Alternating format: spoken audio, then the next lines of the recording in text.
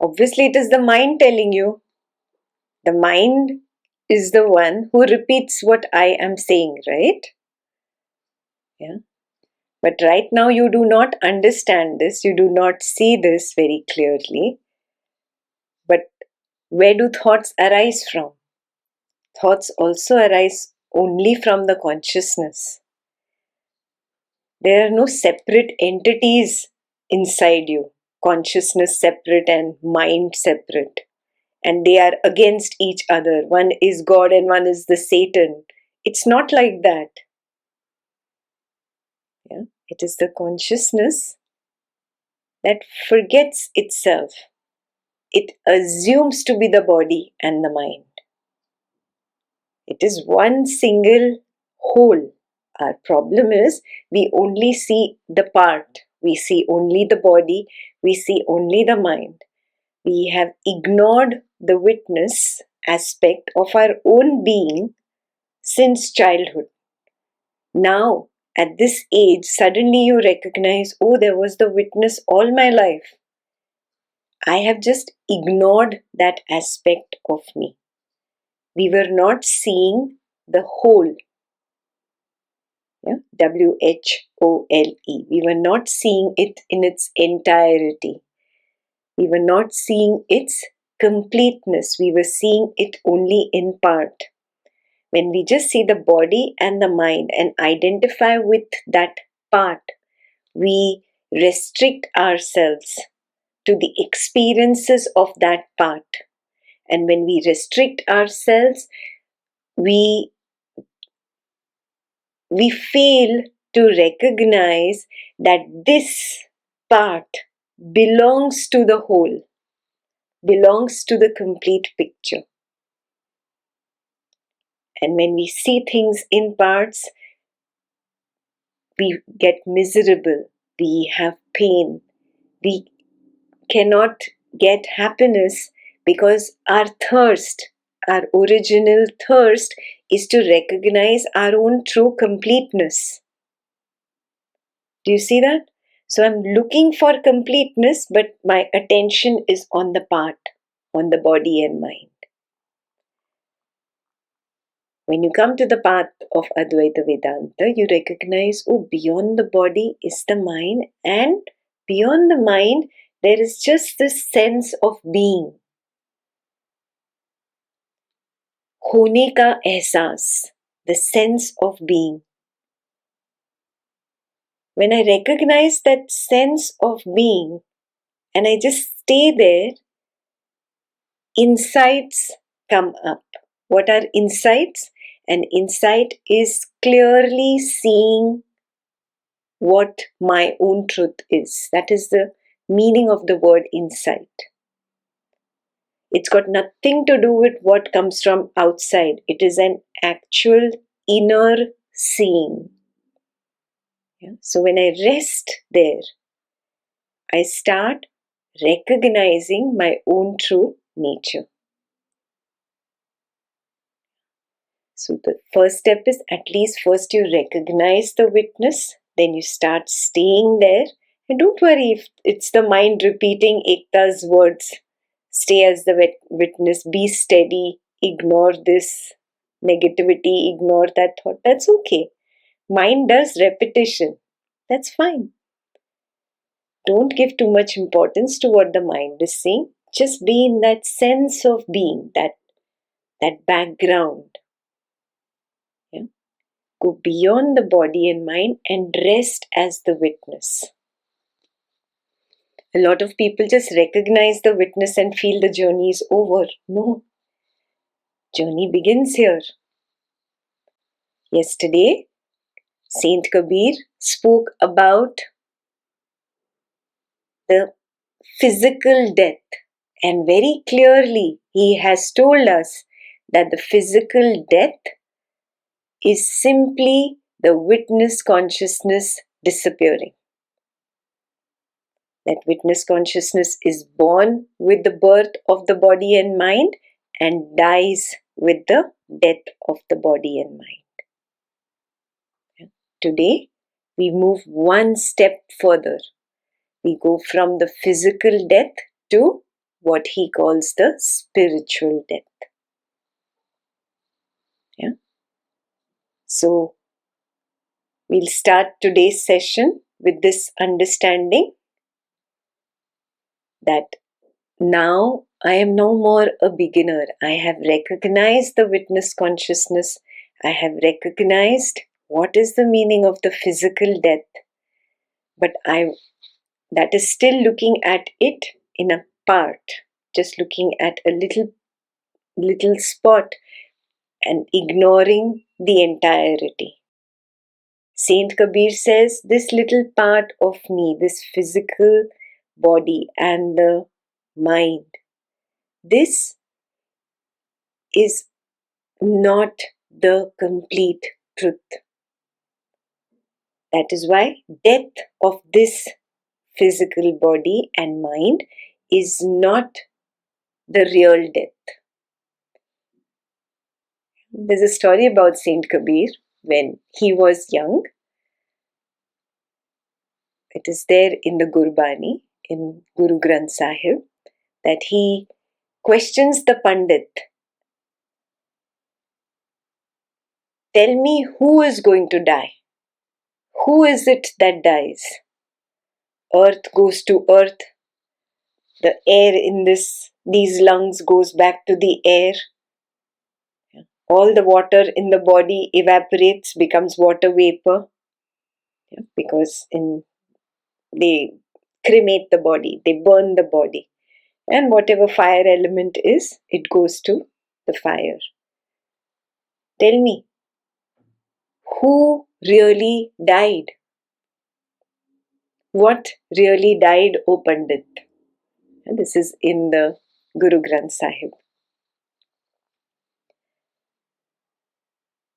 Then Kabir moves on to explaining that physical death is not the real death. He does not consider that as death. I mean, it's okay, the body and mind vanish, but so what? He says, when you voluntarily, willingly let the I, me and mine die, that is the real death. That he calls the spiritual death. So, spiritual death is the real death according to Saint Kabir. After attaining spiritual death, one gets liberated from the cycle of birth and death. So, if we want to understand with our analogy of the dream, who is dreaming? The consciousness is dreaming this entire dream world. It is consciousness's dream. One single consciousness has manifested into a zillion dream characters. One single consciousness is experiencing a zillion dream worlds. One single consciousness. All these dream characters are individual peepholes for the consciousness to just enjoy this world.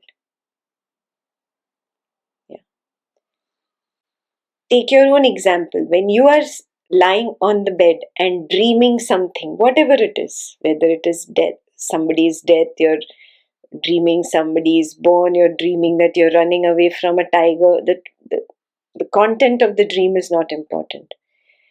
What I'm taking your attention to is when you are lying in bed and dreaming. Can you change the dream? Can you do anything? Can you say you are the creator or the doer of what is happening? Do you notice? When you take the witnessing position, you recognize, I cannot do, I cannot act. Though this dream character is nobody else other than me, I cannot change the content of the dream.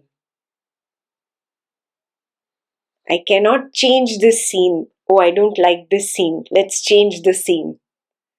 Let's have the man running behind the tiger instead of the tiger running behind the man. No, I cannot change it.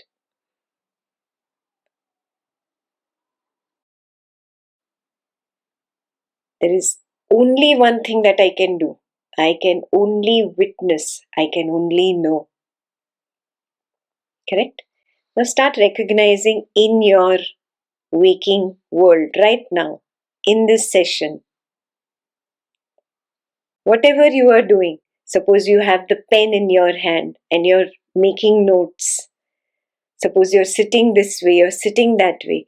Do you recognize that it is happening and you are not doing?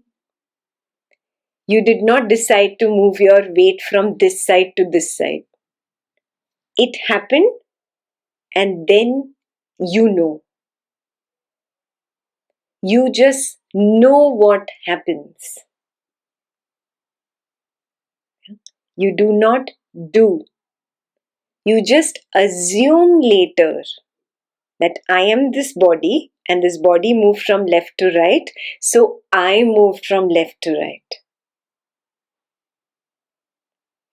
This recognition, when it becomes your reality moment to moment, when you start seeing that I am not doing things, things are happening through the body mind, I, the witness, am only witnessing it through the peephole, which is this finite mind, but I forget my position, I become the body and mind.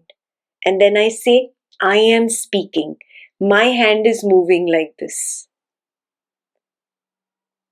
The moment you take that step back, you recognize, no, I can only witness, I cannot do. The body and mind are programmed to speak like this, are programmed to use the hand like this. The body and mind is programmed, pre-programmed. It's not that I'm programming it right now. It's a pre-program which is automatically running right now. And I can only witness what is happening right now. That's exactly the position when you're dreaming in the night. You can only witness what is happening. You cannot change the program. Recognize this in your life, with your relationships, with your family members, with your colleagues, your office. Everything is happening. You are not doing it. You don't have the ability to do. You are simply the witness. You just forget again and again that you are witnessing. You assume that you are the body and you assume that this is happening to you. So, I am the doer is an assumption. I am the experiencer of pain and pleasure is an assumption. When I become free of this assumption, when I recognize in my dream that, oh, I am just dreaming and I can only know the dream, then am I asleep anymore? No, I'm awake. I wake up. Yeah? Then I become free of the dream. Do you get it? When I wake up and I become free of the dream, I no more go from one dream to the next dream to the next dream. Which means I become free of the cycle of birth and death. I no more go from one dream character to the next dream character to the next dream character. The shuttling between dream characters stops because now I've woken up. This is called the spiritual death. This path of the spiritual death is understood differently and explained differently in different traditions. It doesn't mean that it's different, it's just explained in different styles. But in the end, it means the same, that you wake up. And how do you wake up? He says the I, me, and mine, that completely dies away. Now you're no more assuming that you are the dream character. There is no more the mistake that I am that dream character. So Saint Kabir says that only the body disappears from this world. The death of the body is not the real death. In Saint Kabir's poems, in his opinion, he's saying that is inevitable. You cannot avoid the death of the body. You cannot preserve the body. You cannot keep it as a monument. After the witness departs, the physical body is burnt or buried, and that is the death of the body. But that is not what Kabir considers as the real death. He says, unity with that consciousness,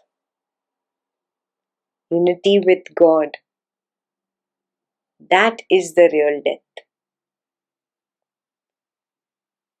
When I wake up and recognize I am no more that dream character that I assume to be.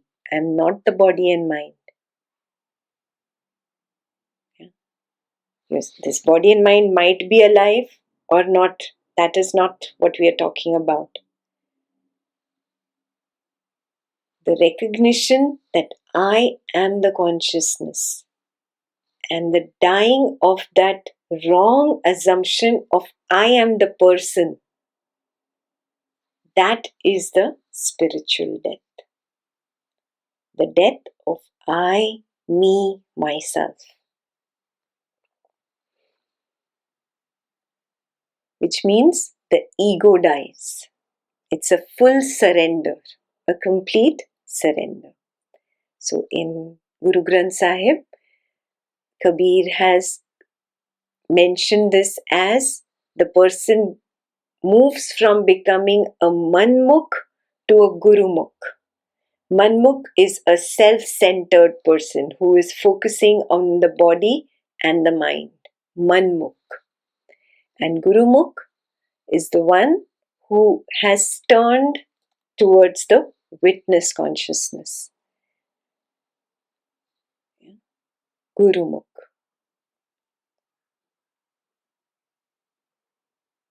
When a person moves from being a manmukhi to a gurumukhi, he attains Jivan Mukti. And that is the real death.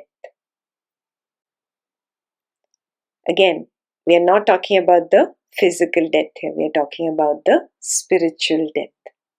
So in Guru Granth Sahib, he says, I have reached a point where I shall not die. The rest of the world dies, but I shall not die. Why? What does he mean? Again, let's take this dream example. When you wake up in this dream, what happens? The rest of the world dies. All the dream characters die. The entire dream world dies. But I shall not die. Is this clear? Because he has woken up in his dream. He is no more asleep. That's exactly what Kabir will tell you now. He'll tell you, wake up in this dream so that there is no more death. Then you are a truly liberated person. The self-ego is then destroyed. Clear? So now let's move on to our first verse. So the first verse कबीरा मन मृतक भया, दुर्बल भया शरीर, पाछे लागा हरि फिरे, कहे Kabir Kabir. He says, O Kabira, the mind of Kabir is dead. Kabira man mritak bhaya. The mind of Kabir is dead. Durbal bhaya sharir. The body has become weak. Pache pache hari phire. God is always behind me. Kahe Kabir Kabir. Calling out to me, O Kabir, O Kabir. Who is this Hari behind? That witness consciousness. One more step beyond. The pure consciousness. That is Hari. That is God. That is calling out to you, O Kabir, O Kabir. Look beyond. Drop this attraction to the mind, to the body. How much are you going to make this body beautiful and healthy and worry about its security? How much are you going to bother about this mind? Drop, drop. Look behind.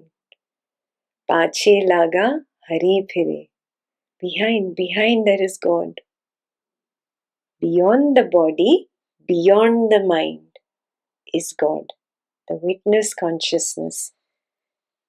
And those who have managed to see the collapse of the witness, you can actually experience that no-thingness, that field of God.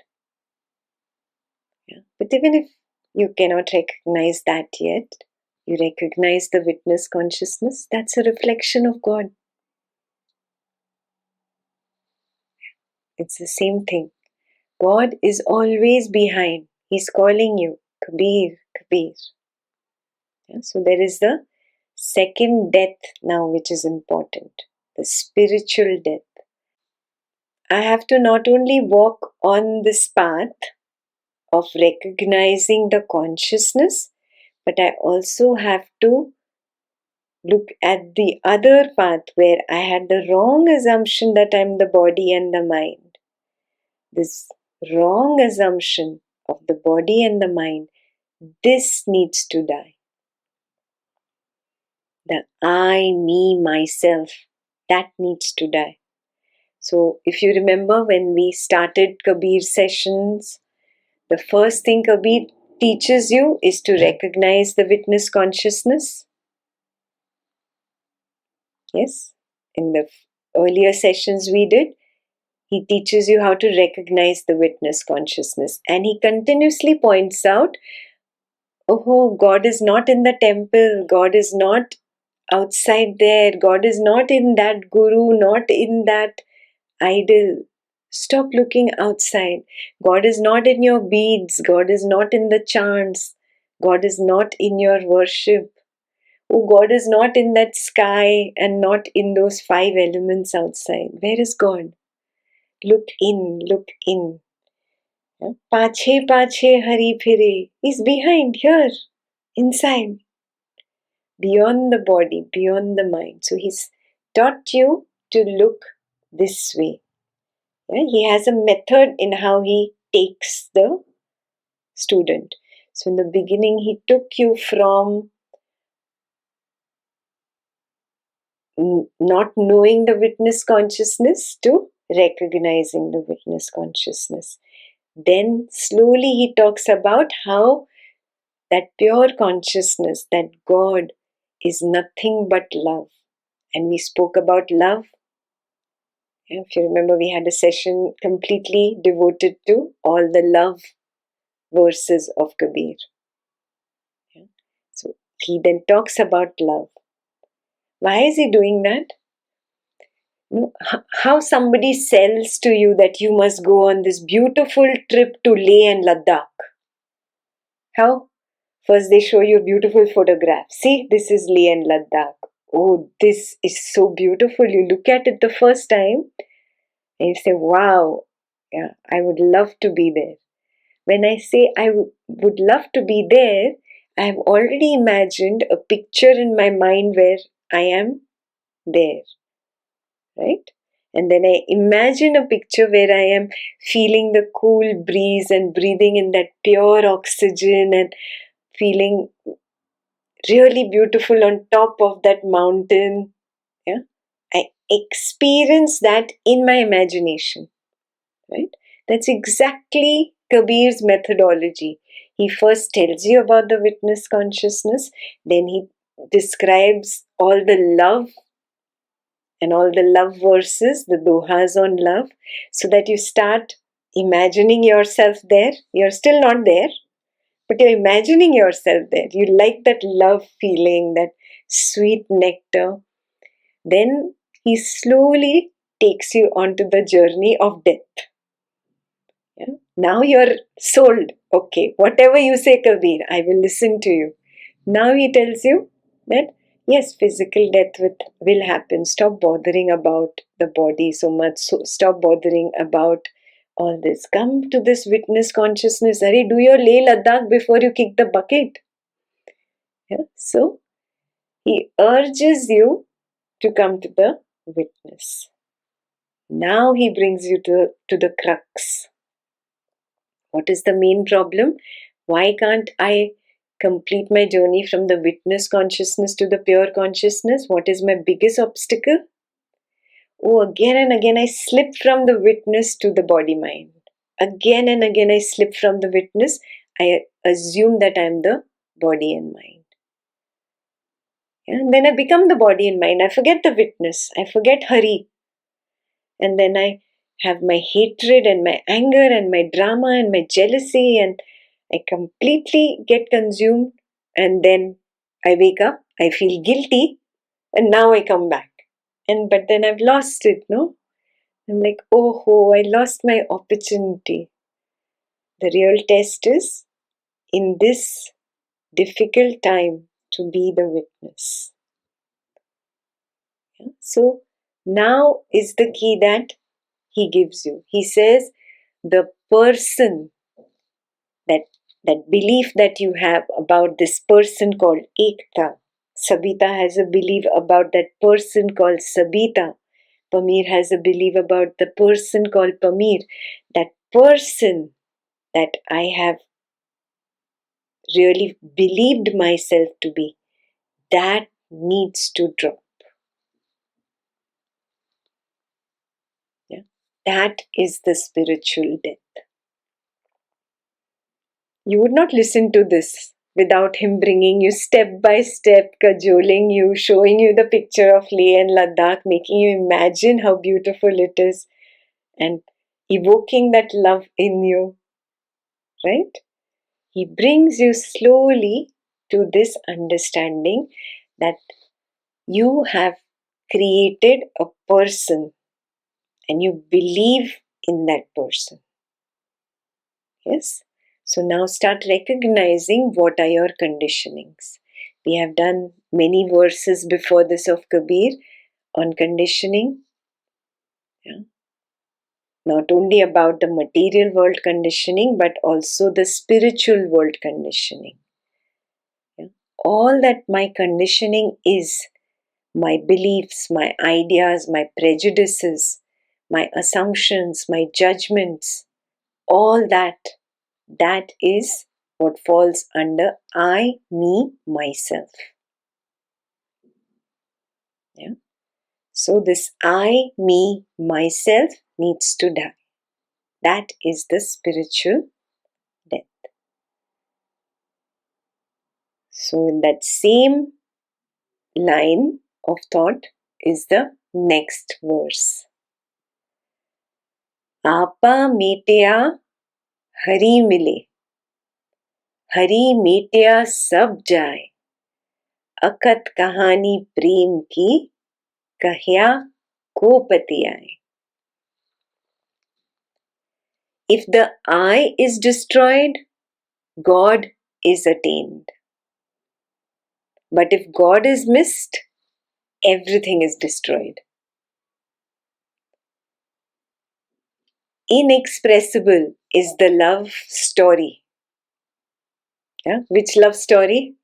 The love story of the consciousness. Inexpressible is this story of love or love story. Akat kahani prem ki. Who will understand even if it is spoken? It's very difficult to express this in words. So only few hints are given from Kabir's side. From every teacher, every scripture, we get a few hints. We follow those hints and we start looking within. Yeah? That is called self-exploration. A better word than self-exploration is vipassana, is seeing it clearly. It's not seeing with these eyes, not these physical eyes, but it is an inner seeing, recognizing it inside. Yeah? So now he's going to take you on a journey where you will have to drop the conditioning about your own self. Till now we had spoken about conditioning about this material world, conditioning about the spiritual world which I have created around me with all my spiritual sangha. Now is the journey of seeing within, about looking at my inner conditioning and dropping that, because only that will take me to the spiritual death. Yeah? So spiritual death means willingly, voluntarily ready to die. Are you willingly, voluntarily ready to die?